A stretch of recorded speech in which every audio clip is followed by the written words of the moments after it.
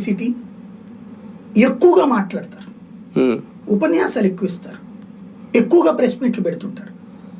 నీకు కొత్తగా ఏ రకమైనటువంటి పబ్లిక్ రీచ్ అయ్యే ప్లాట్ఫామ్ వస్తే ప్రతి దాన్ని వాడతారు వాళ్ళు. ప్రతి దాన్ని వాడతారు. వాట్సాప్నే వాడతారా, టెలిగ్రామ్నే వాడతారా, ఏదైనా వాడతారు. ప్లస్ వాళ్ళ రీచ్ ఎక్కువ. దాదాపు 1.5-1.5 మంది సభ్యత్వం తీసుకున్న వాళ్ళందరికీ వాళ్ళు నిజంగా పార్టీకి యాక్టివ్గా పనిచేయకపోను, కానీ ఇవన్నీ వెళ్తుంటాయి. ముందు పబ్లిక్ లోకి వెళ్ళిపోద్ది, 1 కోటి మందికి రీచ్ అయిపోద్ది ఒక చిన్న మెసేజ్. అది అందులో వాళ్ళ దబాయింపు ఎట్లా ఉంటుంది అంటే, ఇది ఎట్లా ఉంటుంది అంటే, మనం అబద్ధం చెప్పినా సరే, అతికేటట్టు లేకపోయినా సరే, ఒక మాట పదే పదే అదే మాట్లాడితే దాని సంగతి మనం మర్చిపోవాలి. సింపుల్ లాజిక్ ఎట్లుంటది, ఇప్పుడు మీకు నాకు యూరియాతో ఏం పని లేదు.